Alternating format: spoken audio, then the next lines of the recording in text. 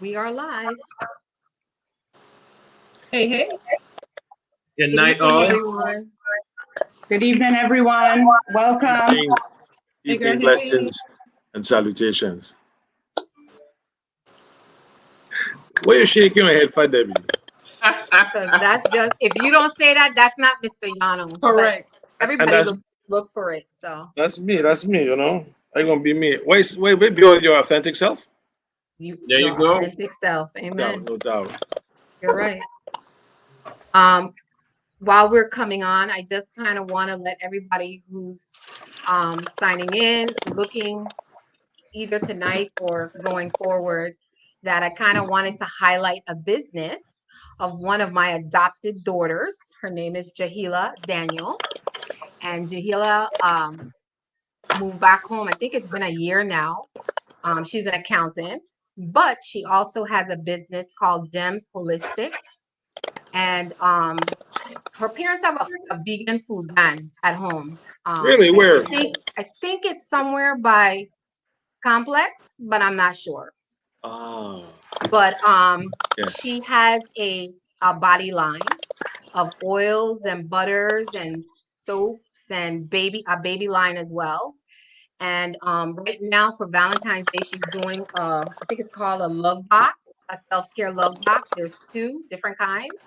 Um, and so go to her page. Like I said, her name is Jahila Daniel, but her business page is Gems Holistic.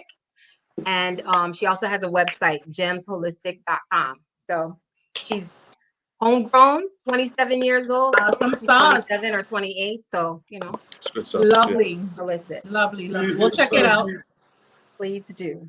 So guys, we'll drop the link in the chat after the show so everybody can access it. Thank you. So I see some people saying good evening. I'm not seeing who it is yet. Good night, everybody. Hey, Imani, Grantley, everyone, Nicole, welcome back. Okay, I kind of just want to give everybody what happened to Lucian? Uh-oh. We lost We him. lost him. Hopefully he will be joining us back again. I just wanted to introduce to everybody. I'm sure if you're a participant of the group, everybody knows one of our infamous commenters. His name is Cyril Craig. I call him CC. CC. So Big CC is C, with us here Big tonight C. to tackle these two topics this evening. And I kind of just wanted to give, for people who don't know him, CC was born on Aruba. You know, I didn't realize my father was born in Aruba too, but raised a little bit in St. Martin, but raised in the Virgin Islands. Graduated for Country Day, but he also went to Central 1 year. Is married to his high school sweetheart, went to school with her too, of 34 years. They have two grown children and adopted children as well, and grandchildren. Cece is a veteran of the Air Force. It's 20 years that you served? Yes, ma'am. 20 years. But he also works for them as a civilian now. And as you all know, he has a wealth of information. His journey in his life has brought him to where he's at today. I was reading one of our teachers, actually our two teachers, did a write up on him, and it was entitled "Luckiest Guy in the World."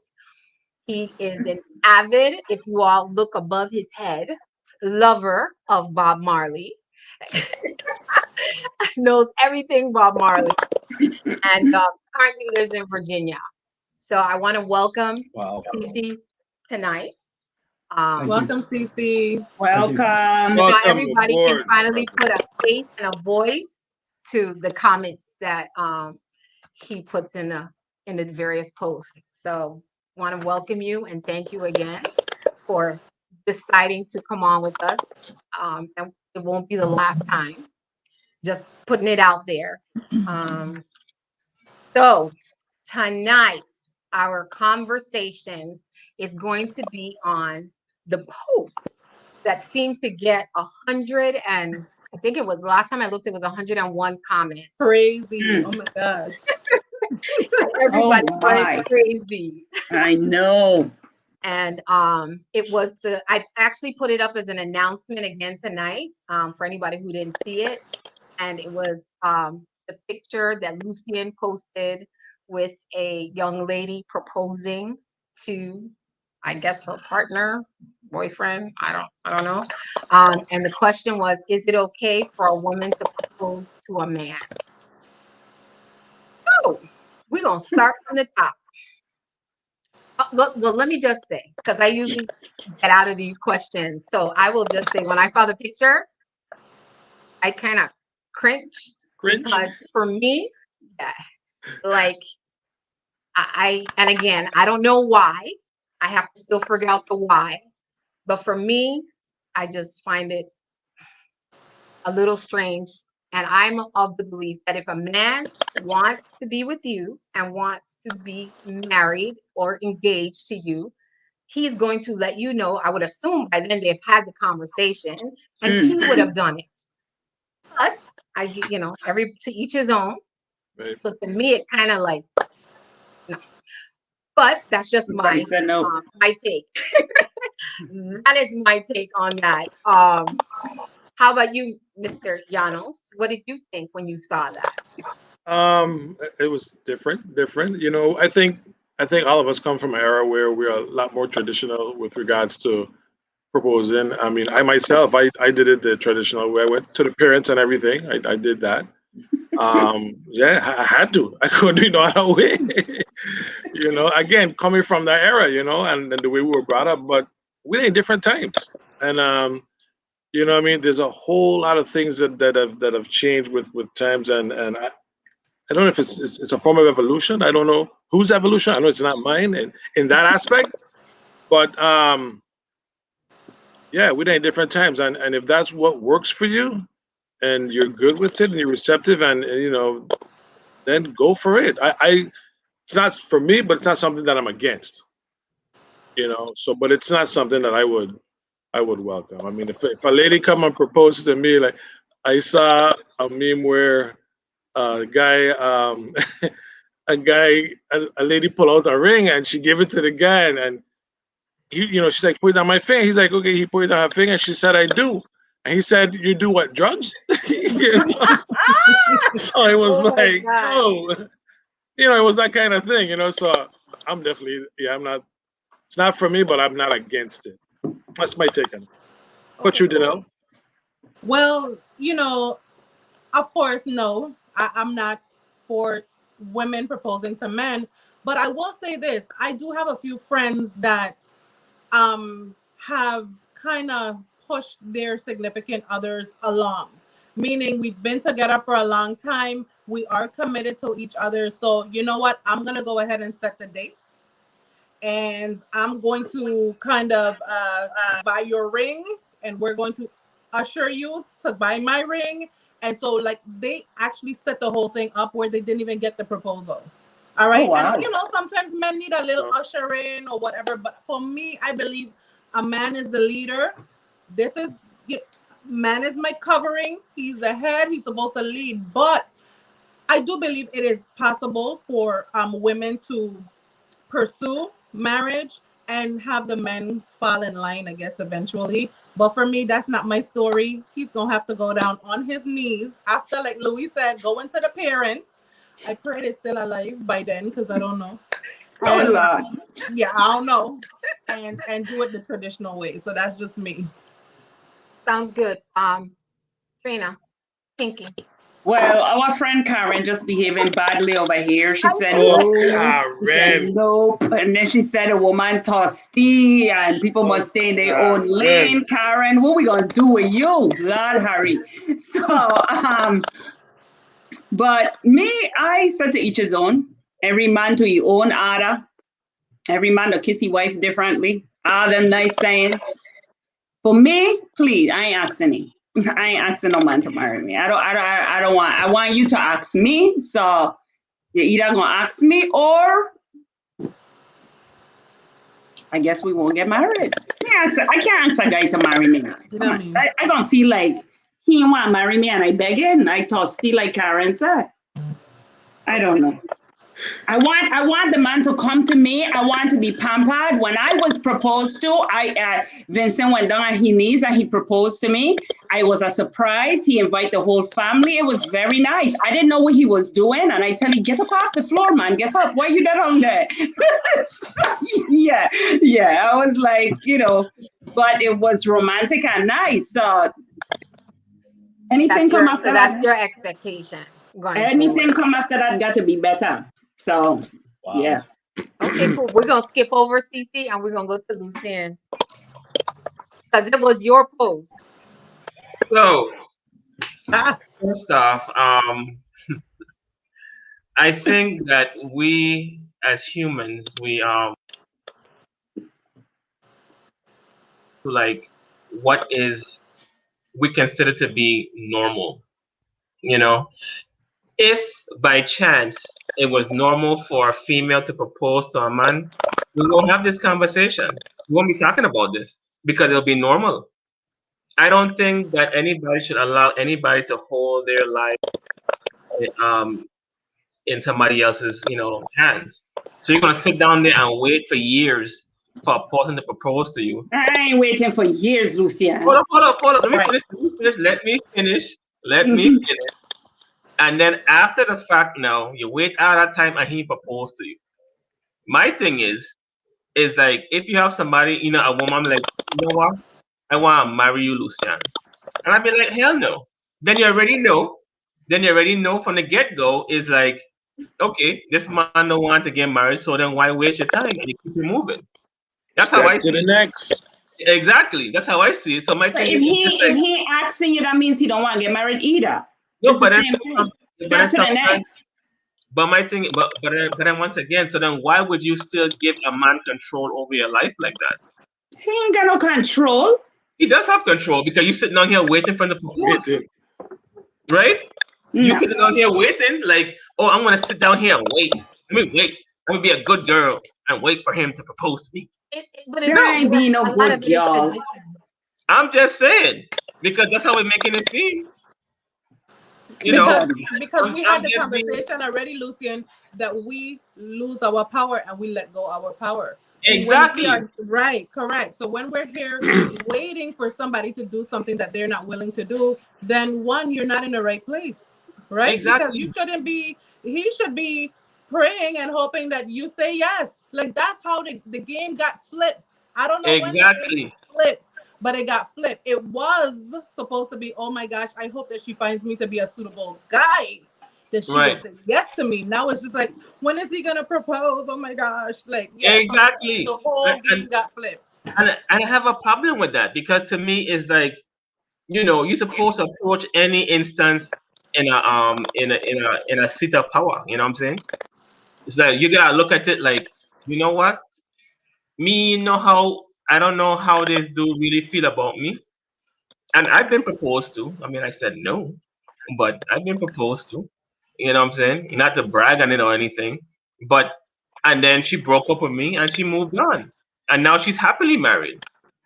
You know what I'm saying? So it wasn't no time being wasted. It was just like, hey, Lucien, boom, boom, got down her knees, had a ring, every shit. And I'm just like, wow, it was different. Really?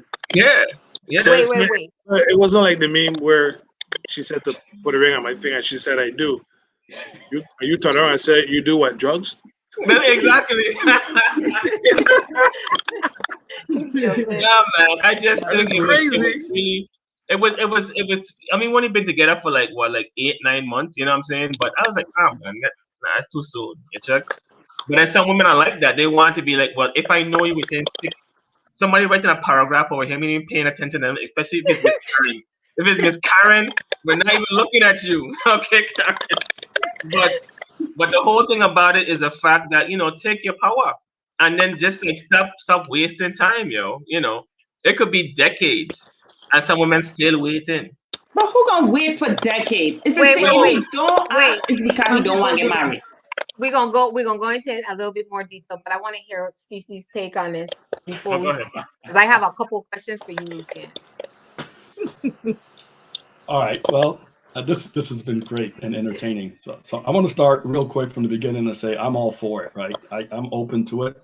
And I believe in empowering everybody to step up and request what you want. Right. This is your life, and it's about empowering yourself to go after what you want. Right. Now, with that said, there's cultures and there's traditions, and there's preferences. Right. We all got our preferences. Right. So if you're in a relationship and you're feeling the marriage vibe, right? So if you're in a relationship and you personally are feeling the marriage vibe, it's your choice, right? Now you got to decide how do I want to step through this, right? And this is tricky business in that, I hear you, Pinky, but I really don't believe you'll pass up the love of your life and an opportunity to find a life partner and pass them up over a formality like a proposal, right? I Because by will, the time- CC. I will. let's just say we're in a relationship, right? And you feeling the marriage vibe, right? You're feeling it, whether I propose or not. You're feeling the marriage vibe.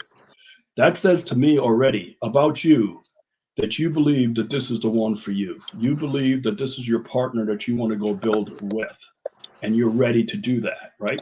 So for me, a proposal means, hey, somebody's making a commitment to building a life partnership. If you already feeling that vibe, then whether that person proposes or not, that's your state of mind, your state of being. Okay? And that's just the real of it, right? That's the reality. Now the question is, does your partner feel the same way? And if that partner doesn't propose, is it an automatic assumption that they don't feel that way? They may not have proposed for a lot of reasons. It doesn't mean they don't want to get married. Doesn't mean they don't want to marry you. There's several reasons why they may not propose, right? They may not be ready. They may want to say, hey, look, I got to get some finances straight first. They may say, hey, look, I got my parents. I want to make sure they're right first, right? They may have something that I want to get done with college first, right? Whatever it may be, but they may be a reason why they're not proposing beyond they don't want to get married or they don't want to marry you. The important thing is, and this is where I'm digging what Lucian's saying, take your power, right? This is your power. Show up and be seen, right? If you're ready to get married, if you feel in the marriage vibe, why not be seen, right? Why not stand firm in the way you feel? That is irrelevant of how the other person feels. And so I encourage men, women, whomever, right? Stand up and be seen in your relationship. Stand up and hold a position in your relationships where your partner can find you, where they can meet you, right? Because at the end of the day, if you feel in the marriage vibe and they're not, you're going to know. They're going to tell you, hey, I'm not feeling it, right? But if you're just waiting and you're not showing up, then your partner don't know where to find you, right? Now, traditionally, there's an assumption. If a girl's dating you, if a woman's dating you and a woman's seeing you and she's been with you for 2-3 years, whatever the case may be, there's an assumption that, hey, you need to ask this woman to marry you because she ain't going to be here for 2-3 years unless she's ready to go with that vibe. But be real clear that is an assumption, right? Because in those 2-3 years, we could have had some fights. We could have broke up. We could have gone our different ways. We could have got back together, right? There may have been some underlying issues where I'm not sure. Just because it's been 2-3 years don't mean it's been good 2-3 years or marriage building 2-3 years. So I encourage everybody, just my position, but I encourage everybody, take a stand, show up, be real about who you are and where you're at and what your expectations are, and give your partner an opportunity to meet you there.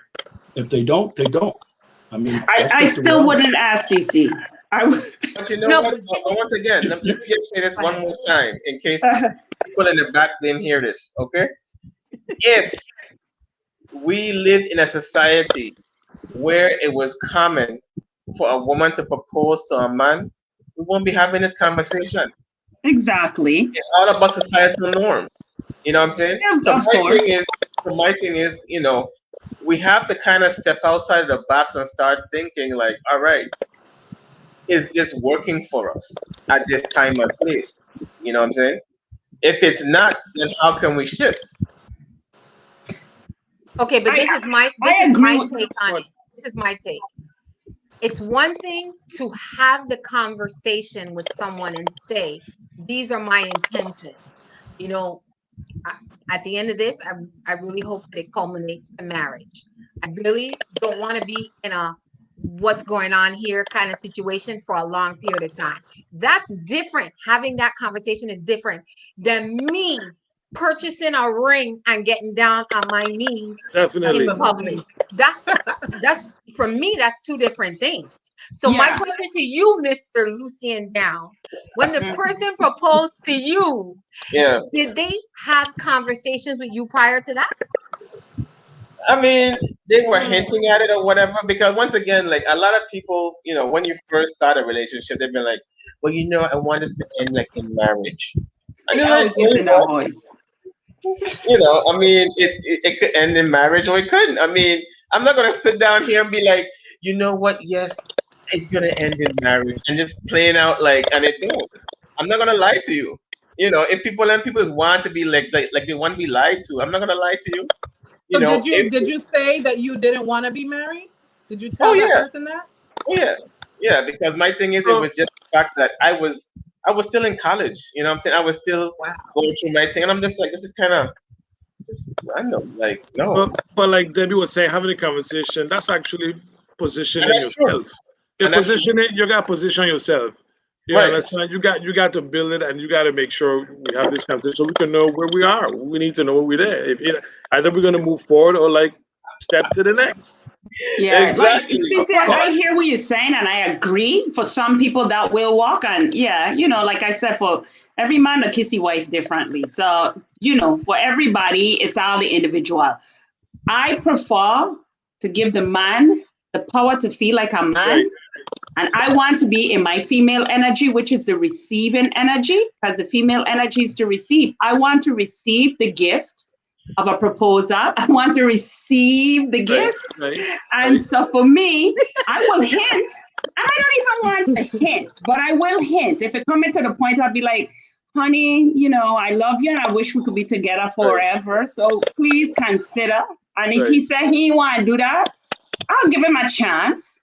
Right. I'll give him some time. But that's like what I said, we come from that era. Remember, it's how we were brought up. That's what we know, tradition.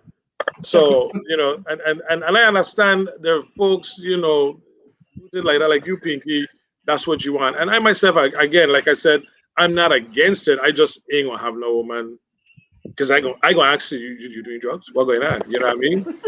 Because I know unless we have that conversation, we got to have that conversation and position ourselves, and maybe then we'll be like, okay, you know what, not bad. Yeah, but in So that I'm case, thinking that, right? But Go I'm ahead. hearing two different things. Right? But the conversation about where we're at and where we're at in a relationship and what we expect from the relationship is something different from some ceremonial, traditional event, right? So in this case, and the way this conversation is going, it sounds like the proposal is as much of the wedding ceremony relative to the marriage as the ring, right? It's symbolic, really, right? And this symbolic tradition publicly establishes this male dominant role, traditional role of taking the leap and being courageous and requesting the bride, right? So I get the ceremony and I get the need for ceremony. I respect it. You know, I'm traditional about certain things, right? I would not be offended if somebody proposed to me. I would prefer to make the proposal though. So I guess that's my position on this right now, right? I wouldn't walk away from a relationship if somebody proposed to me. It's not my preference. I would have preferred to propose. I get that. That's cool. However, hey, look, if this is the real deal, and right, and now I get a chance to say, hey, look, just not now, right? I got some things I want to do, and this wasn't a proposal, but when we were thinking about having more kids, right? You know, there's 7 years between my kids. There's a reason for that, right? About the 3-year mark, the wife was like, time to have another kid. And I'm like, with who? For who?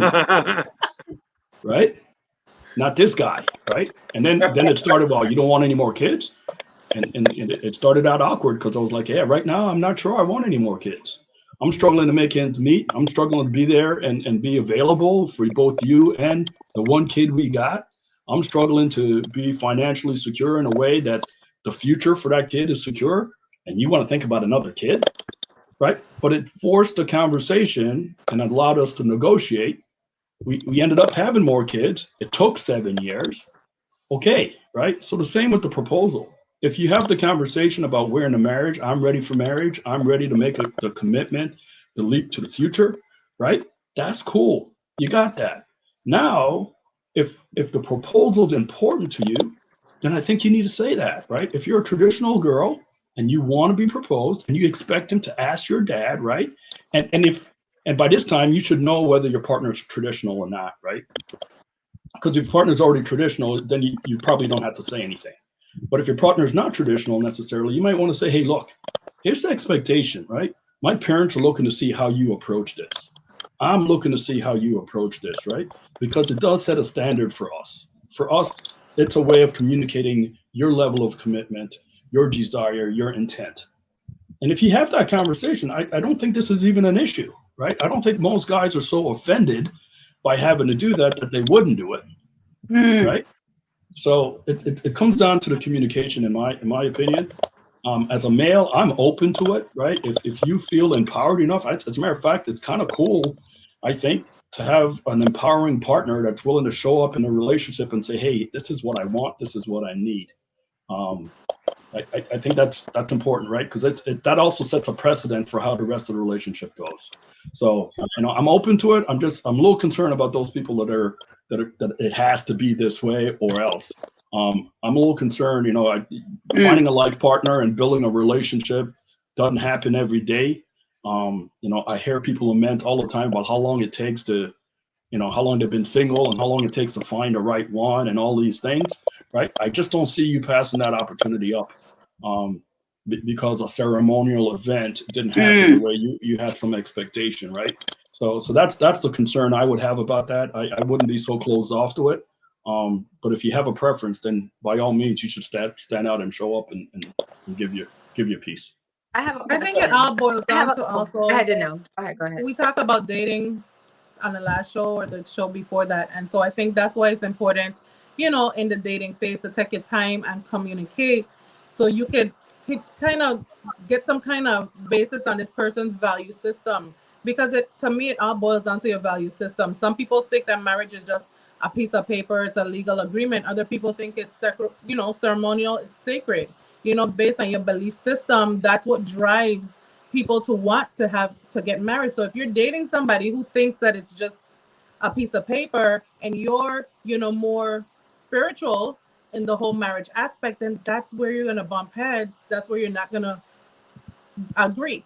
So you have to take time, I guess, in the dating phase and get to know people, get to know what's important to them, what's their style of communication, so that if we arrive at this juncture in our relationship, we'll at least be able to communicate and talk it through, and come to some kind of middle ground. So, yeah.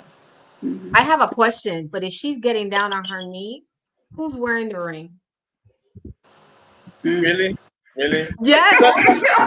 She has the ring in her hand. Let's take it a step further. I can't buy into it, CC. I trying, but I ain't going on my knees. I can't do it, CC. Until I get the ring. Okay? Let's take it a step further. Maybe she bought two rings. Maybe she bought two rings. Oh my God! No, he got buy the ring too, man. I can't be buying the ring. I can't do it, CC. I can't. Let me ask this question. Is it possible to be in a committed relationship equivalent to a marriage commitment without getting married? Yeah. Exactly. Happens all the time. Yeah. Right?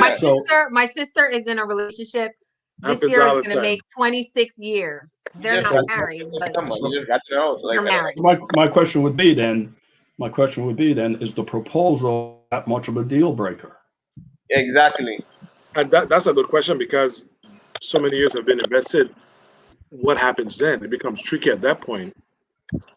It definitely, I think that's a very sensitive topic at that level after all those years into the relationship, because now it's, well, I gonna get it. Why you approaching me with this? No, we've been so good.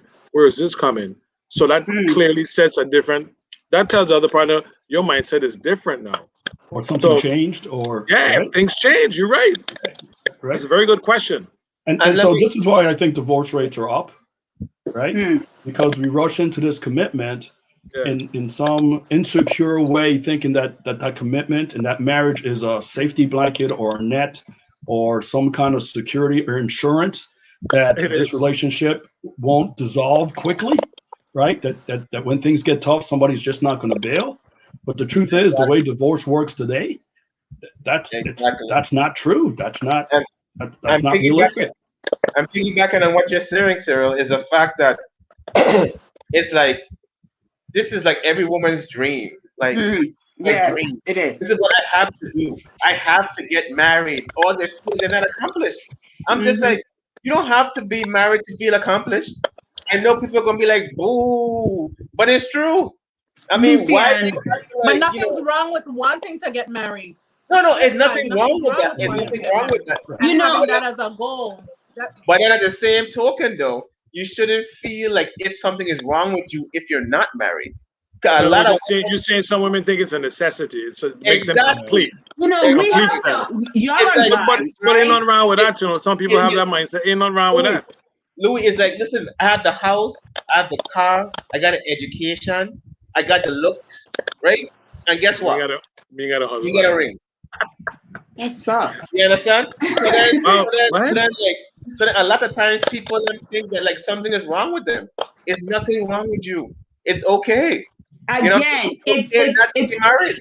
an Wait. individual thing. Again, it's an individual thing.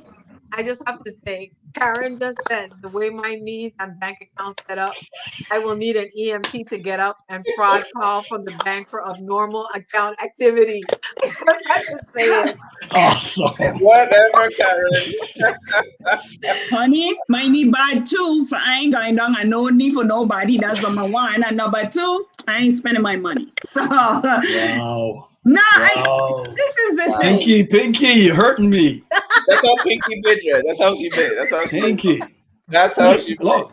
If I'm crazy about you, I got no problem spending the money. If I'm crazy about you, I got no problem making that Please, commitment. if you're So crazy why about me, would- please buy me the ring and ask me to marry you. Trust me, you won't be disappointed. But don't leave me out there for years, dying, salivating for a marriage, and you won't give me one. Please don't treat me like that. Don't treat me like that. But maybe I want that same Pinky's commitment. guaranteeing non-disappointment. Wow. I guarantee it. Yeah, my baked goods. You eat my baked goods. That's how. Yes, ma'am. Okay, get the That's a guarantee. satisfaction guaranteed, right? Everybody, Cyril, you didn't get to taste my baked goods. Everybody tastes my baked goods. Satisfaction good. guaranteed. So they came from these hands, and they came from the heart. But that's an interesting point, right? That's the point, right? I wouldn't propose to you if I didn't think satisfaction was guaranteed. There you Right? go. So if you think satisfaction is guaranteed in this relationship, why not propose, right? I That's guess what I said. my only rub is, do you really pass up this once in a lifetime or at least rare opportunity to build on something magical just because a ceremonial piece of that was missing or turned around or non-traditional, right? No, I get the preference, right? And I respect that. I certainly do. Certainly if you were my lady and that's what you wanted and that's what made you feel whole and complete and engaged, man, I'm there, right? I'll do it. But our relationship can't be based on that, right? Our relationship can't fall apart or not exist if that don't happen. Because then I wonder, what is our relationship really about? And then, I see what you're saying. and then after you get on one knee and propose to them, right? And they are happy, then they say, this ring too small, man. Like, what is this? You know, then they want to act up like, oh, this ring so small. Wait, I get on one knee, propose, you know what you wanted me to do, and then now the ring too small? I don't, it just blows Sure. my And that's not the only thing, right? It also comes down to, well, how long are we going to be engaged? When do we set a date? right? Exactly. It perpetuates, right? Because it sets up this traditional set of expectations, right? When are you going to do this next? When are you going to do this? So, And all of Bob, a sudden, we start measuring the relationship by how it progresses traditionally. So there's a concern there for that. That's all I'm saying, right? It can't be the deal breaker.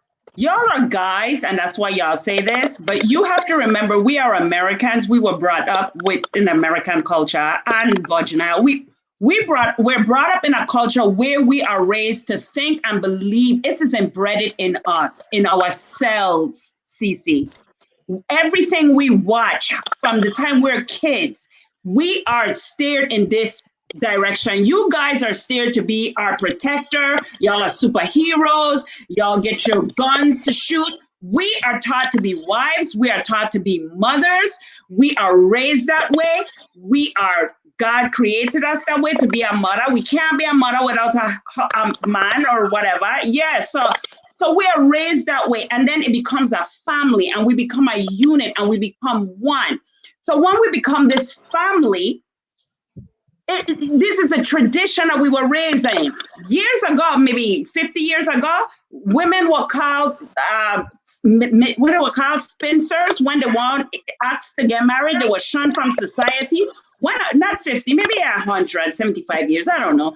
And so this is how we were raised. Our grandmothers, like, when you gonna get married? Your mother, when you gonna get? I mean, my daughter, she watching and she talking about me now because she's 27, and I'm like, when you gonna get married? Like, you know. Look at you. But Pinky, but so just let's be real here, right? These are certainly traditions. These are certainly cultural traditions and norms, right? Going back to what Lucien said, this is a norm that we're trying to break, right? And that's why this is a conversation about it. But my concern again with that would be this is a slippery slope because there are traditional norms and cultures that you women certainly want to break, right? We talk about the glass ceiling. We talk about you in the workplace. We talked about you making more than your husbands and being the breadwinner. We talk about you being more independent and not so dependent. These are norms we want to break, right? So we can't pick and we can pick and choose, Exactly. right? We just have to be clear about what we want, right? Exactly. There's nothing wrong with any of those. There's nothing wrong with changing any of those. But if you don't show up and be clear about who you are and what you want, then it becomes very difficult to navigate, particularly for those that have a different point of view, right? Exactly. Right. So us men don't even know how to show up now, right? We don't want to show up and offend you and say that you need a husband or I need to take care of you, right? But we want to appeal to your traditions and show you that you're wanted and desired, right? So again, nothing wrong with any of it. We got to learn to stand up and be clear about who we are and what we want. We got to set that expectation if we want to really believe that that's what's going to happen. Right? We have to believe it into existence. We have to speak it into existence in not so many words, right? So if you're traditional about that, but not traditional about this is where the communication comes in with your life partner. And then they got to be cool with all that, right? They have to kind of jive with the same thing you're jiving with. They don't have to believe firmly exactly, but they got to kind of jive, right? So again, you're my girl. It's important to you that I propose to you. Ask your parents. Look, don't matter to me. I could do that, right? Because I want you to feel that way, okay? But by the same token, I expect you to bring in half the income. I expect you to, share it all, right? No, but this is the conversation that's got to happen. That's right? it. That's not traditional, see. If you're going to go the traditional way, Pinky, you're not God. 100%. Pinky, you're not 100% traditional, right? You're traditional about the things you want to be traditional about. I'm traditional all the way.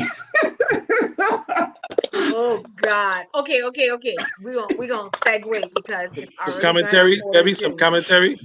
Oh God, there's so much commentary. Like everybody's writing stuff. Fifi writing stuff.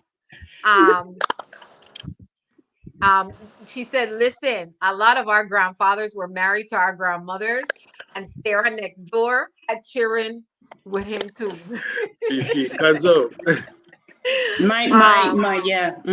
Karen talked about exactly communication. People didn't communicate. Denise said a man will be ready when he emotionally, physically, and financially commits. Proposing is a man's way of saying, I am ready.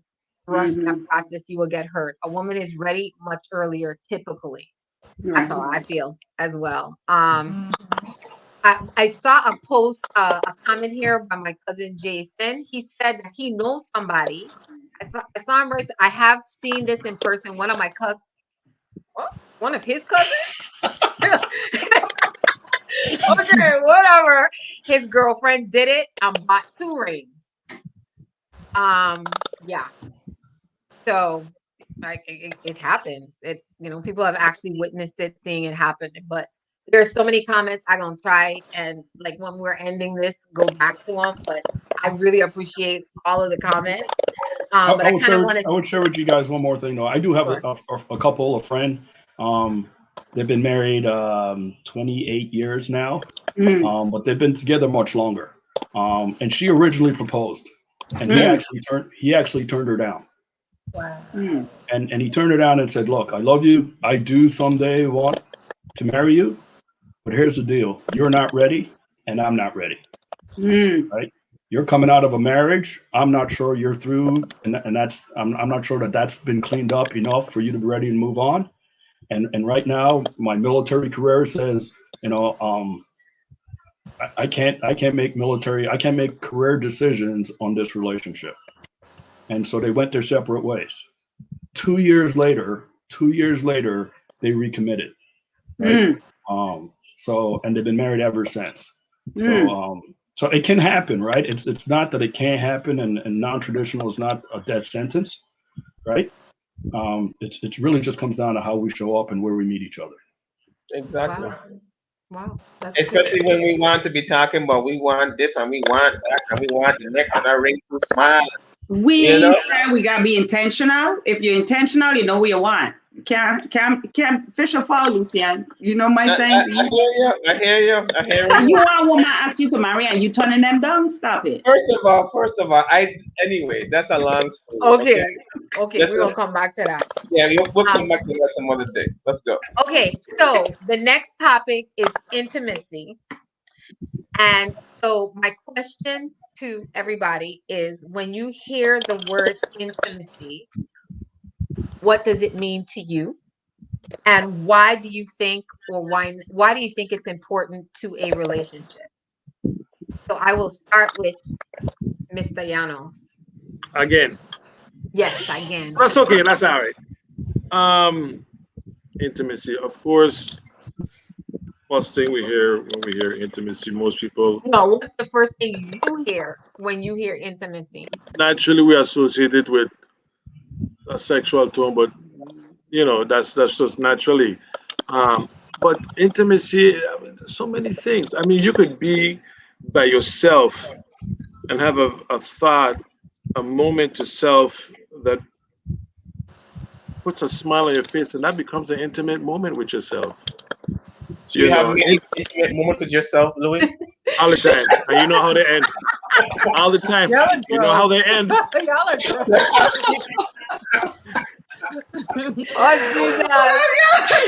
One with self. Exactly. But intimacy is so many It's a things. happy ending, right, Louis? There we go. Happy endings. Oh my God. Especially, but it's always fun when you have a partner, though. I know that's right. Let me put that in there. Don't forget that now. Right, Karen, holding her face. Go ahead. But intimacy. Oh my God, it's such a beautiful thing. Eye contact, touching, and I'm talking about intimacy in a relationship. Then, of course, there's the spiritual, an intimate relationship with God that should happen first. We all know that. That is a whole other level of intimacy as well. But to carry on, to move forward in a relationship, so many things you could do to be intimate. Wow, we could go on and on with this, and it could be explicit, But I'm gonna be nice about it. I'm gonna behave about it. So I'm gonna let you guys go ahead with the conversation. So the second question to that is, why do you think it's important to a relationship? Oh, it's a level of expression that's take you to the moon and the stars. Okay. Are you kidding me? It's a state of euphoria, and it's a place where you don't want to come back from. Well, you can't stop there forever. Who could stop there forever? You can't stop there forever, but I love going there. You know what I mean? Are you kidding me? It's a great feeling to be intimate. It's a great feeling to express itself to someone that you really and you deeply and in love with, or you're deeply involved with. It's a So, beautiful ladies, thing. so I want to see how much of you all are going to like now inbox Mr. Llanos to see. No, that's okay, because I can't keep up. So good. I can't Okay, keep up. now how about you? When you hear the word Intimacy. intimacy, what do you think? Either what you thought, what you think now, and how important do you think it is to a relationship? Sure. I guess when I was younger, I kind of like equated intimacy to, sexy lingerie, really nice dinners, a really nice bedroom scene or something like that. Like that's what Yes. came to mind earlier on in life. Now intimacy for me is just going deeper, like peeling back the layers, like discovering, uncovering the true essence of someone, going deeper in conversation. Like Louis said, even spiritually, having intimacy with God, secluding yourself, having that one-on-one time, just like total full commitment, time, energy, listening, being there, intimate on a whole nother level, like peeling back that physical thing. It's far beyond touch. It's a spiritual awakening, a spiritual connection with somebody. So intimacy is just kind of like going there. Going deep. Yeah. Well said, Danelle. Thanks, Okay. Louis. Well said to know. The So, ethics. so how about okay? We're gonna go the other way. So, Lucian, you go, and then we're gonna go to Pinky, and then Cyril. I am joking. Oh, Really and truly, like intimacy is something that's like it's an expression. I think that like we have very intimate conversation behind the scenes of us as a group. I think that it has to have like a certain trust factor behind it. It also has to have a vulnerability. You know, in order for me to say like I'm intimate with you, I have to have that sense of vulnerability. Um, I also believe that for you to really say that you want to put a ring on somebody's finger, you have to understand what intimacy is. It's not just the whole sexual part of it.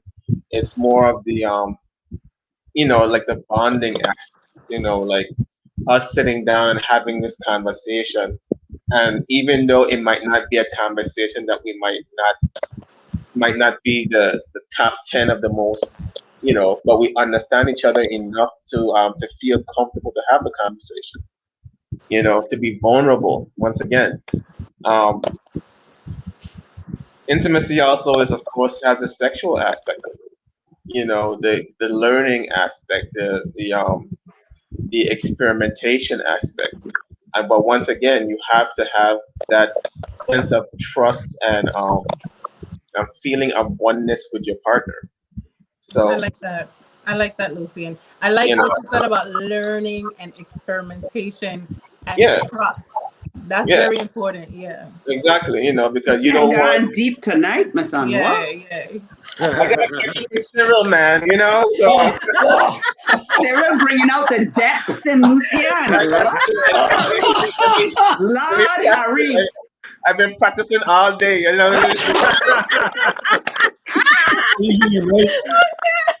oh boy. I'm just kidding, man. It's Oh, been. gosh. It's good. But It's I good. mean, I just think that once again, if you and your partner have like it's amazing to me when you can sit down, right, and think of somebody, and then they call you, or you sit down and you just like, and then you see them inbox you or something, and I think that's a part of intimacy as well. Is that energy, the energy that's flowing, and y'all can kind of tap into it. All right, Pinky, beat Okay, that, Pinky, girl. go ahead. I don't know if I can. That was very deep. I must admit. I don't know if I could handle that one. But. Oh, So it's like everybody said, it's all those things. It's a connection between partners. Because we know you can have multiple partners these days, you got all kind of stuff out here. So look at Lucian's face. I just saying. It's between partners, right? It's in a relationship, intimacy, because you can have intimacy with your children, you have intimacy with your grandparents, So it's a emotional, it's a physical, it's a mental touch connection to another human being. That's a better way to put it. It's allowing yourself, like Lucian said, to be vulnerable, but for the receiver to be open to receive that touch, whatever that touch is. It could be in conversation, it could be in thought. We live in a time where we're texting, and there could be intimacy in that. There could be intimacy, huh? He said no. Well, You know me on texting already now. There's nothing intimate about texting. Texting can be It very could be. erotic. It could be. Texting can be very erotic. Louis. Very. Very. so, Yeah. Just until it get out, until the personal business get out. Oh, okay, you frightened her. Let me keep it on that one-on-one connection.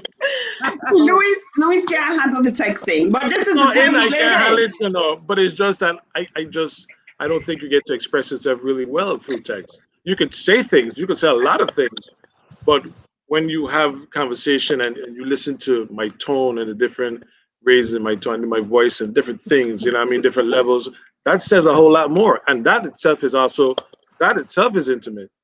But how could you do that through text? Well, all I would say is it's an art, and you just haven't. You're not in tune with that I artistic haven't perfected. side yet. I sure am not. Yeah. So, but this is the time we live in, right? Because this is the time we live in. There could be intimacy without a word even spoken, right? So this is intimacy on every level. Mhm. Yes, it eventually leads or could lead to sex. It could, but sometimes it's not. I was talking to a friend of mine who was suffering from cancer and had treatment for a year and went through a lot of things.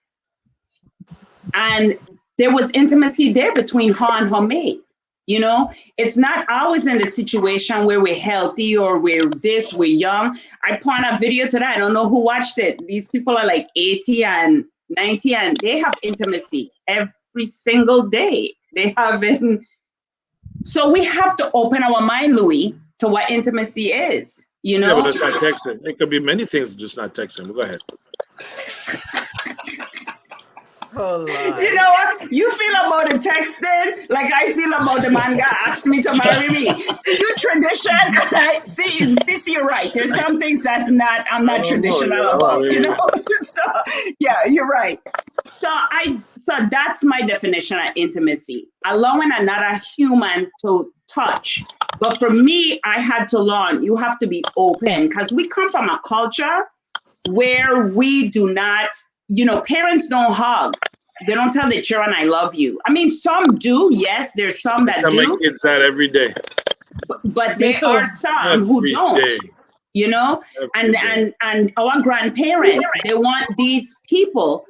But then I would come home and mama would cook something for me. And that was intimacy, and I felt it. She never said, I love you, Pinky. She never hugged me. But she'd be like, come, I'll make you some cream of wheat. Oh my God, you could feel that here. So to me, those things are intimacy. There are many things. There's no definition to it. It don't fit in a box. It's very vast, but it's being touched by another human being. A lot of things, and touched, and not necessarily physical touch, but it could be many things. You're right. Okay, well, let me just, before Cece, because we know Lucian on a whole nother level. And so I'm just gonna say, for me, intimacy, again, when you're young and you're immature, you hear intimacy, you think sex. But to me, as I've grown, You want to say something? Does that include like plants or gardens or? That could be Anyway, very intimate, Lucian. Stop as it. as I've gotten older and grown, for me, intimacy is the glue to a long-term relationship or to a relationship, and I feel that it encompasses. It's a connection, it's an engagement, it's caring, it's consideration for one another, being truly available, and like Lucian said, vulnerable. It includes emotional, there's emotional intimacy, there's intellectual, there's definitely spiritual intimacy. And I think once you're able to capture all of that, then it, for whoever, I mean, again, it depends on the relationship. Then it could make sexual relationships even better. But I just feel it is truly a connection, and how you express that connection to one another. So that's just my little spiel. Mr. CC? Look, I dig all of it, right? What I try to do is listen to what's being said and not so much how it's being said.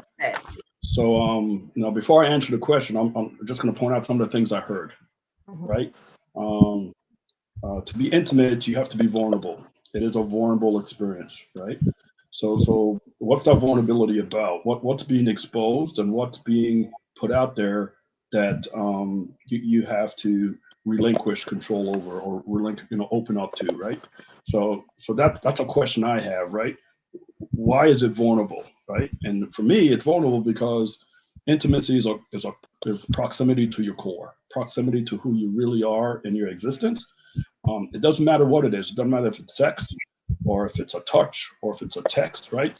It is whatever that thing is, and it's proximity to your core, how it resonates with you at your core. And this is why it's such a vulnerable state, because at your core, you're naked, right? You're exposed. You're open to whatever shows up, and there's no space for you to put up defenses or outmaneuver, right? It's so close to you. So intimacy transcends any medium it comes through, right? It's a powerful touch at your core. My words, right? And it's innate to humans, right? It's innate to humans, right? Every human has a desire and a need for an intimate connection, right? It doesn't have to be with another human. It doesn't have to be sexual. It doesn't have to be touch.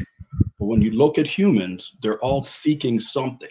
They're all living and seeking something. What is that?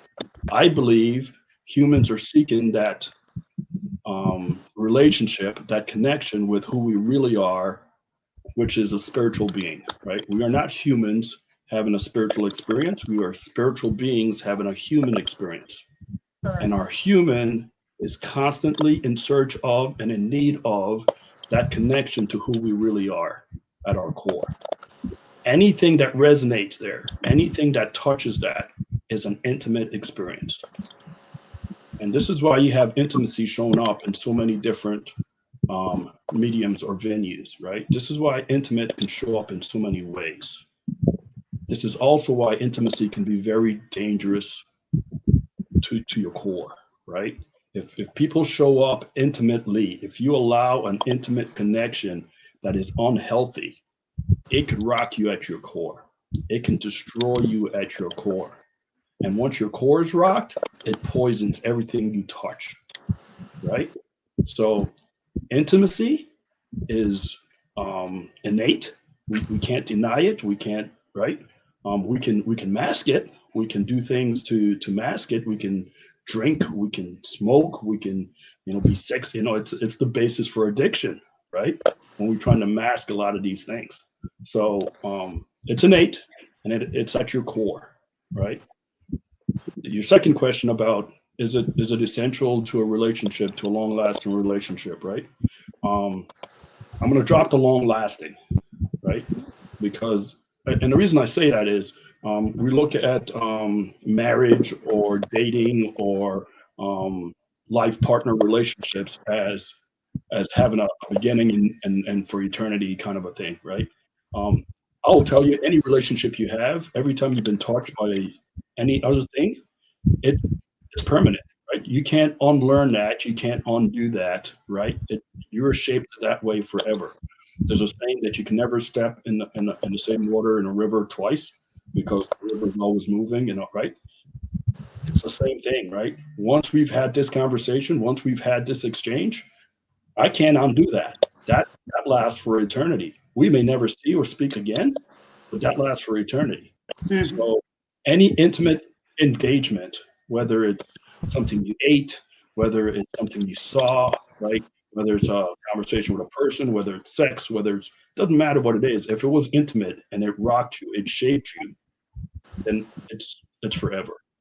The question now becomes, can you, in a relationship with another person, can you hold space for that other person intimately, right? So when you're in a intimate relationship, when everything's good, you guys are bonding, you're vibing, right? Whatever you do is magical, right? The sex is on another level, the conversation is on another level, right? It's just because you guys vibing at that intimate level. But when something's off, when something's not right, and you're not vibing there, can you hold space till you get it right again? Can you hang it there till you get it right again? Can you support your partner till they get right, until you get your frequencies back in sync? This is the challenge for long-term relationships, right? Because most of the time, because it's so intimate, because it rocks us at our core, the minute it gets dangerous, the minute it gets scary, the minute we start feeling threatened at our core, what do we want to do? We want to fight or flight, right? We want to fight or flight, right? And fighting means you have to destroy the thing that's attacking you. You got to destroy the thing that's bothering you, right? So all of a sudden now you turn on your significant other, you turn it on that person that you were once intimate with, you turn it on that one that you once trusted to be intimate, and you're going to destroy them, or you're going to run. You out of there, right? I can't stand in here and be abused no more. I can't allow this person to rock my core because they're reckless. They don't have to act together. These are challenging times, right? And there's times you should run, and there's times you should fight. I would advocate that there's times you also got to find the will and the courage to hold space, right? And so, long answer, but ultimately, intimacy is a connection at the core. It's innate, and we all seek it, and it's forever. Anytime you touch the core, it's forever. I would bring up how it's so innate that at the embryo stage, we have science that can prove that connection at the embryo state is a real thing. But there's no doubt that it's innate. All humans seek it. You see it in babies. You see it in the animal world with youngsters and their moms and their pups. And this is the magic of, I'm going to change the subject just a little bit. But this is the burden of the feminine, right? This is the burden of those that bear fruit, right? You have the most initial and the most profound responsibility to establishing that intimate connection for the next living being, right? This is something women have that guys just don't have, right? It is a responsibility, it is a burden, and it's a must, right? You can't change it. And that is the basis, really, for how that other living being starts this life journey. Okay? That's heavy stuff, right? So you want to talk about, how women are shaped differently, how women are programmed differently, or how they experience life differently. Let's start there, right? At the very intimate level. This is why they appear to be more nurturing. This is why they appear to be more embracing, right? This is why they appear to hold space intimately for another better than males, right? One, we don't have that experience that forces us to do that. Two, our cultures and traditions don't necessarily teach us that, right? That doesn't mean we can't do it. It doesn't mean we're not able. It just says we're not predisposed to it. And so it has to be a conscious effort. All right, I'm done preaching. I say, since we have all of that, we have to carry on in this world, then a man should just ask to marry us, because he should just ask. Look at what we got to carry. We got to carry that burden, CC. Come on. Vicky, I'm not going to argue with you, because I'm going to tell you that when I show up to ask to propose, I'm asking all those things, right? I'm asking you to be the mother of whatever we produce. I'm asking you to be the nurturer of whatever comes out of this relationship, right? Doesn't have to be kids, right? But I'm asking you to be the one courageous enough and capable of holding space when things ain't right. So yes, when I propose, I'm absolutely asking you to commit to all of that. I think you probably be the only person in like the world that probably come with that intention, CC. I don't know if anyone else would have think so. Yeah. No, but it's a good thing, because again, the time where I wish my wife was on, right? Because I did speak like this at a very young age. Oh. When on this particular topic, right? When I realized that my wife was the one I wanted to grow and build with, it scared the crap out of me, because I was looking at a youngster my age that didn't have her shit together and didn't really know what the hell she was going to do, right? And I'm sitting here going, what? Why am I even thinking this? Never had these thoughts before about anybody, never felt this way about anything or anybody. And so it took me a while to even come clean and say, hey, look, here's my deal, right? I feel about you like I've never felt about anybody else. And if I was ever going to even think about getting married, it'd be to you, right? Had that conversation at 18 years old, 17 years old. Really? It scared the crap out of her, right? I almost lost her over that, right? Wow. And for years, after she decided to journey with me, for years she felt a burden and a pressure that was very uncomfortable and was a struggle for her, right? So I won't tell her whole story. I mean, someday maybe she'll get on and tell her story. But yes, when a proposal, so we talk about traditions and you talk about wanting that proposal, I will tell you that the traditional men, when they're ready to have that proposal and when they propose to you, that is what they're asking, right? They're asking for you to stand in there and be all those things, right? To hold space, to nurture, and to make sure that at our core we're protected and all that. So I get it. I get what you're saying, but I want you to also know that you got to be clear and show up that way, right? If you want that same kind of commitment out of your significant other. Cece, I'm teasing you, right? Because But I dig what you're saying. Look, I dig what you're saying. I'm all about it, right? You should, if that's important to you, right? Pinky, I think it is important to you, and it should be important to you. Oh, it is. But you should also understand that if it's that important to you, what you're saying to your spouse is, this is what I expect from you because, right? Because what I expect is you to protect me at my core. I expect you to trust me to do this, and you do this, and together we're going to be this, right? So by your insisting on their proposing, you're demanding of them as well. But you just got to be clear about it, exactly what you're demanding. Wow, that's deep. You're too deep for me. So deep. Like Louis said, have the conversation. At the end of the day, it doesn't go From one day way. one, have that conversation. But I think, and again, it's not Or at least just start several conversations. exactly. It's not just It's evolving necessarily having It's not a one conversation. It's Evolving conversation. multiple. Yes, it's not just one. Let me clarify that. Yeah, for sure. And it does evolve, because when we got engaged at we were 19, our minds was not that advanced, CC. Like, we were not thinking all of that. And even at 30, we weren't thinking that. And to be quite honest with you, not even at 40. Well, Lucian, like, really, when you were thinking like that? That's why I didn't get married or have kids. I've been thinking like that. Listen, I also think it also depends how you were shaped in your growing up, in your journey, in the things that you've experienced in your life. So if that is such a auspicious commitment, because of how you were shaped and all the experiences that you had, you're not going to just look at it like, okay, we're getting married and we're going to make this work. You need to have like, this is what I need. This is what we need to do, and have that conversation. And I think at the end of the day,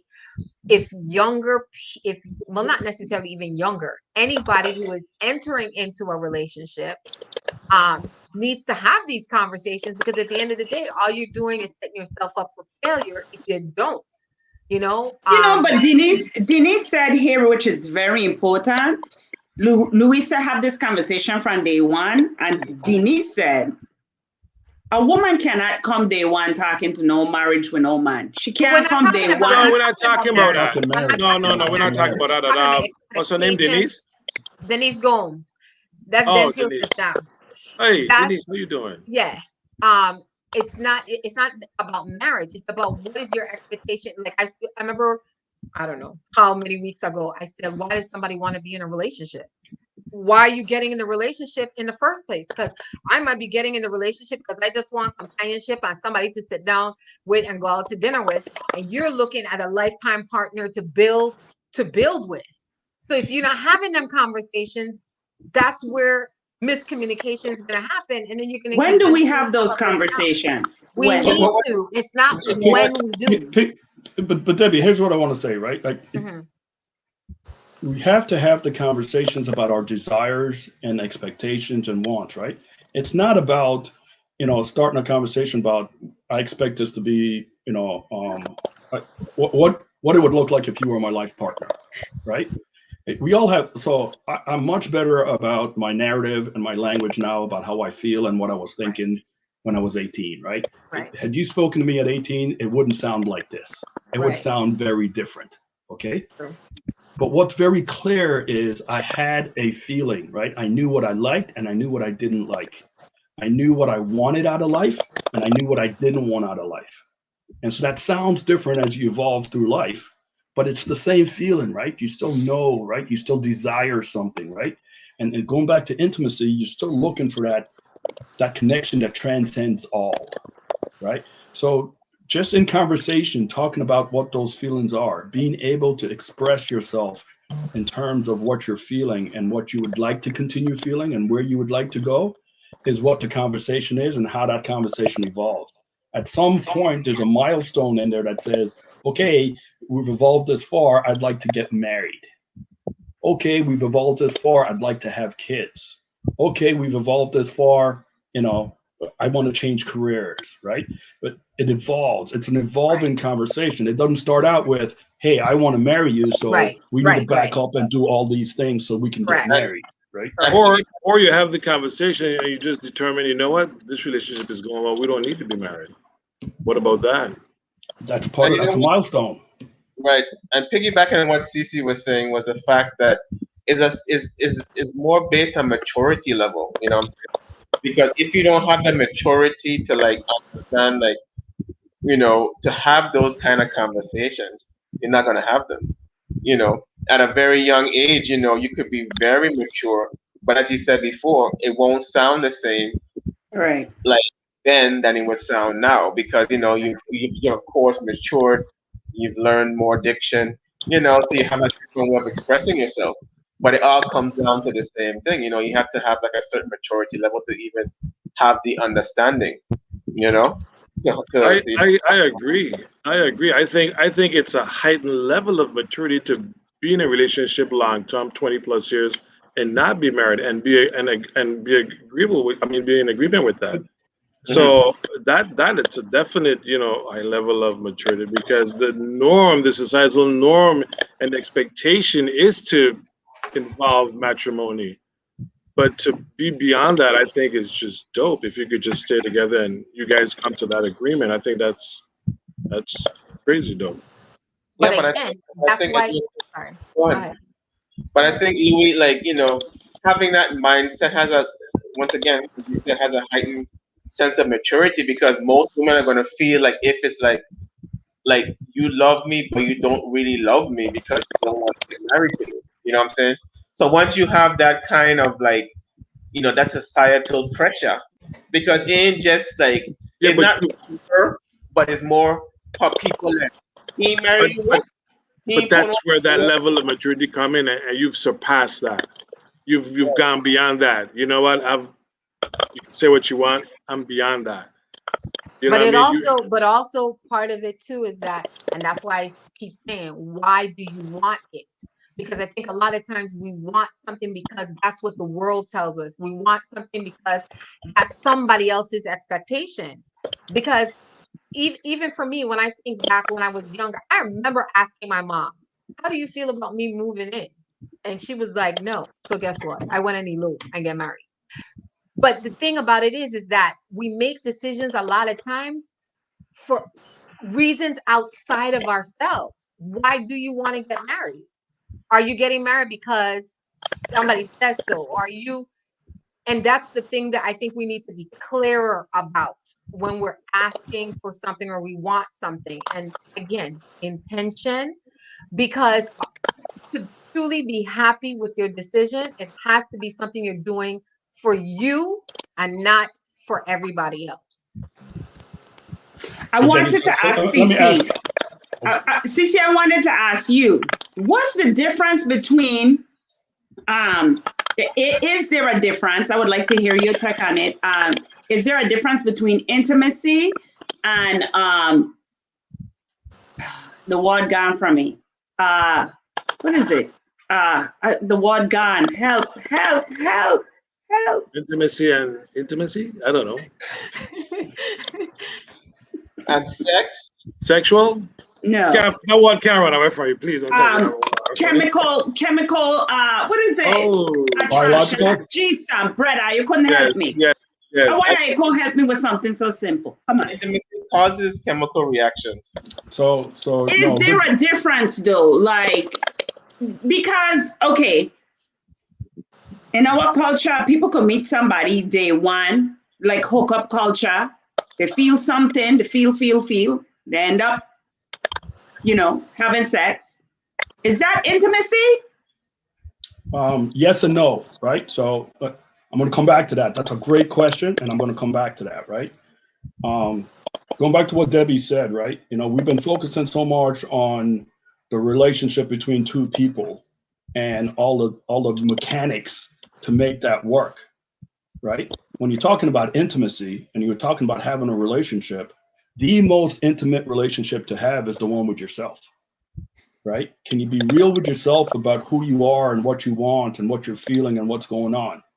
Can you be real with yourself to understand where you want to go in life, right? If we're still trying to answer those questions for ourselves, is it really fair to ask somebody else to take that journey with us and help us figure that out?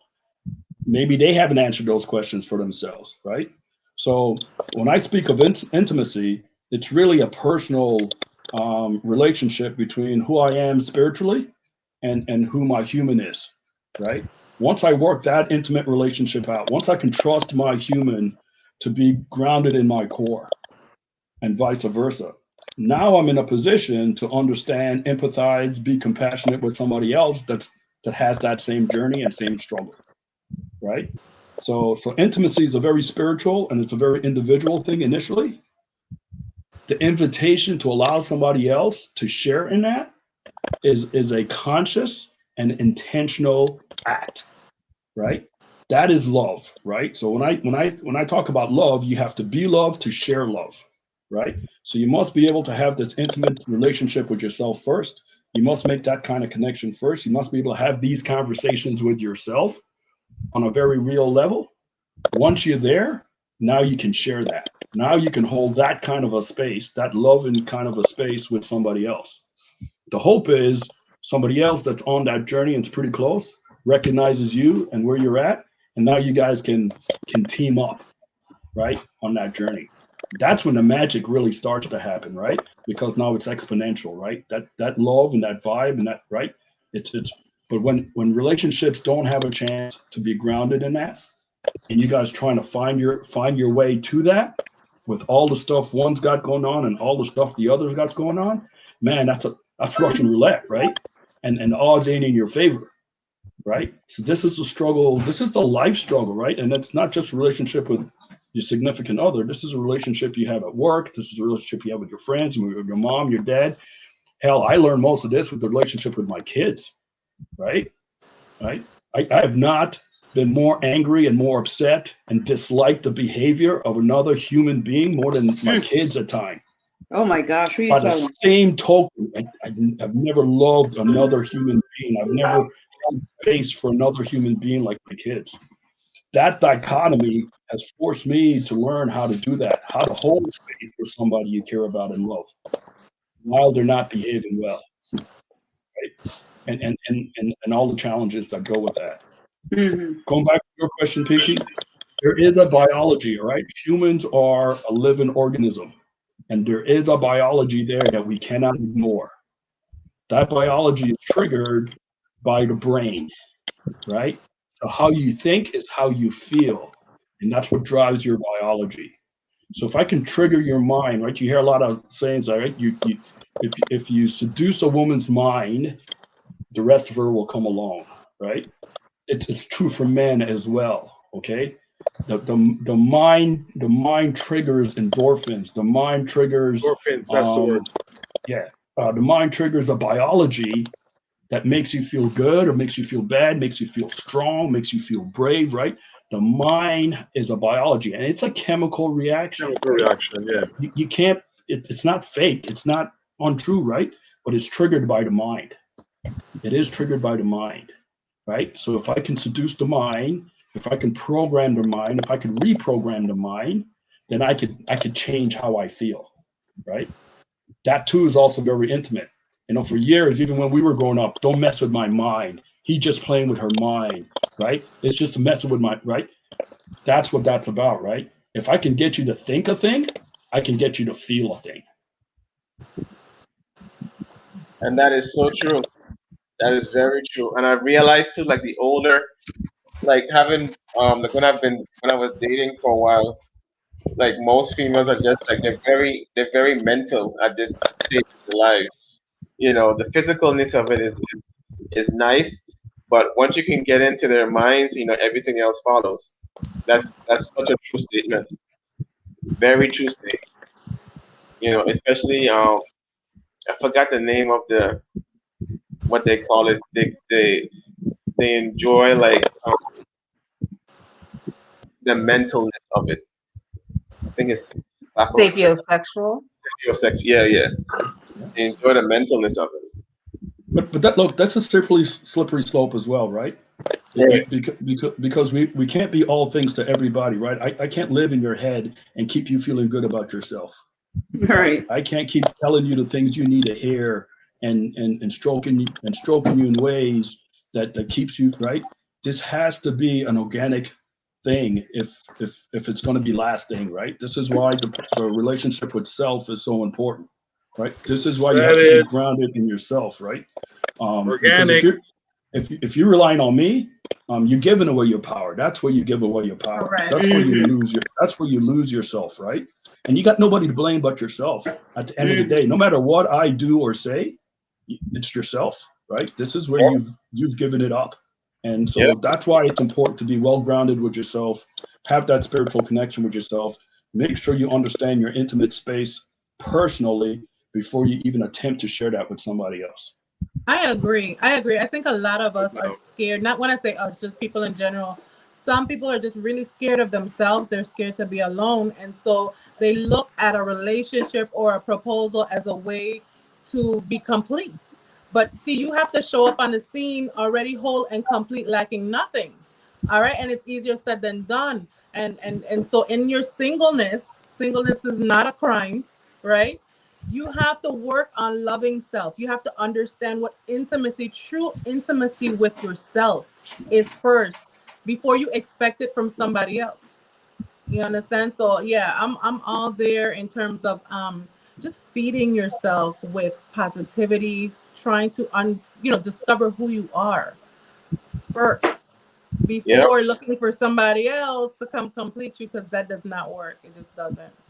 And another thing with that is it could be very, very dangerous if you have opened yourself, because this is intimacy, right? Opening yourself, becoming vulnerable. Right. And if you allow yourself to get open to the wrong person, the wrong energy, that is manipulative and intended to hurt you, because this happens. We have to face this fact. Yeah. In every situation is not a good situation, and then everybody have the best intentions towards you. And so that's why it's so important that we do know ourselves. We are strong enough. We do love ourselves enough to have that wall, to have that boundaries, to protect yourself. Because if you don't protect yourself in your most vulnerable time, who gonna protect you? You know? I would ask you to read a little bit from Brene Brown, right? Because when we're talking about protecting ourselves at our core, it doesn't look like protection. It doesn't look like the physical protection of our Right. human, right? Right. It's a very different kind of boundary. It's a very different kind of protection, right? It's allowing yourself to be open, but still very aware and mindful about who you let in and how you let them behave in your space, right? That's different than putting up a wall or a boundary. And again, look, going back to the innate piece, right? You cannot close yourself out. It's not humanly possible, right? You have this innate desire for an intimate connection. So putting up walls and boundaries will not work. You must learn how to navigate that space. You're right. You're right. How to, and going back to Danelle, right? The key is trusting what you say,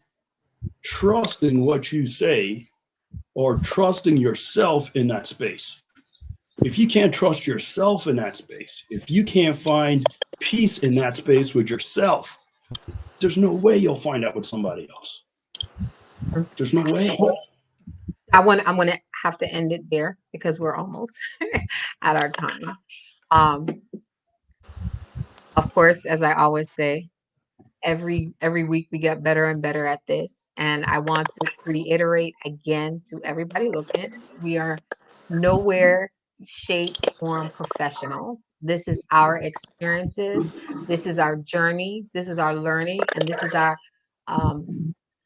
just getting together and having a discussion to offer everybody a different perspective, opening a perspective, thinking differently, because in order for us to better ourselves and evolve, not just for ourselves, but hopefully for the generations underneath us, we have to have these conversations, we have to think differently, we have to learn. There have been so many comments. I don't even know. I don't know how we're gonna have to somehow get back to them, but I definitely want to thank everybody who has contributed to the conversation. I hope for everyone who has tuned in and is going to tune in later on, that you took away something from this conversation. I want to thank you, Cece, for coming on tonight, and definitely want to have you and Josie back on in the future. And it was an interesting conversation, to say the least. Is there anything that you all want to wrap up and say? Good evening. Thank you for tuning in. Come back next week. We enjoyed the conversation with you guys, the viewers. It was great. Yeah. Yeah. Thank you guys for your comments and everything. It was really good dialogue. And thank you, Cece. You really took us there, and I appreciate it. So lots of food for thought. This was good. Yeah. Yeah, I'm full. That's never the case. That's never the case. Definitely. Man, thanks, brother Cyril, man. That was very insightful as always. I mean, even your posts every now and again that you come in, it's always a pleasure, you know. So we definitely want to thank you for that. Thanks, of course, to everyone on the panel, and thanks definitely our viewers, all the commentary. Please come back and again, share with your friends. Check us on YouTube. Definitely like and subscribe. We are on YouTube, so please share those with your friends that are not part of the group, and definitely share them to get on the group as well. Those that don't have Facebook, they can definitely go to YouTube and check that out. And thanks again, and God bless everyone, and we definitely see you again on next week. Yes. Thank you, CC. Well, Louis said it all. So pretty much, I have nothing to say. Really? Thank you for coming on, CC. I really appreciate your commentary, and Hey. you know, you made us have to go a little deeper than usual, which is good. Very Good, deep. you know. I like that. You know, you're the Sam I brother, don't and like deep names. we totally appreciate you coming on. Well, thank you all. Look, it's been a real pleasure, and it is an honor, right? Lucian, I dig the vibe, bro, and so whenever we can go deep together, I'm gonna try to provoke that. Yeah, for sure. Louis, man, I just like the way you cut to the chase. Again, I thank you for that. It's just fun, right? It gets it going. Yeah. Ladies, you're all beautiful. I absolutely appreciate the presence and the energy you bring to this kind of conversation. For us men to have an opportunity to sit with our sisters and have the real conversations that you know nobody else can have with you but your brothers. That's special. Look, that transcends everything. So thank you for that. It's a real honor. I'd like to leave with one of these things because I'm always trying to teach, right? You know, we're talking about intimacy and we're talking about relationships. The most influential folks in our society today are our young people. These are the conversations us parents and us adults need to have with our young kids, right? You know, don't tell them sex is bad. Don't tell them not to have sex. Explain to them why it's a Educate. struggle to have Yeah. sex at 12, 13, 14, 15. Explain to them what that predisposes and how that sets them up for struggle, right? Be real with them. So my appeal to everybody, the audience, I love you all. I appreciate you guys coming in. I definitely entertained by your comments. Please, everybody, go out there, learn some, share some. Let's all do this together. Thank you. Thank you. Well said. Thank you. Yes, well said. Everybody have a wonderful evening, and we will see you back here next week, Thursday. Be safe. Blessings all. Thank you.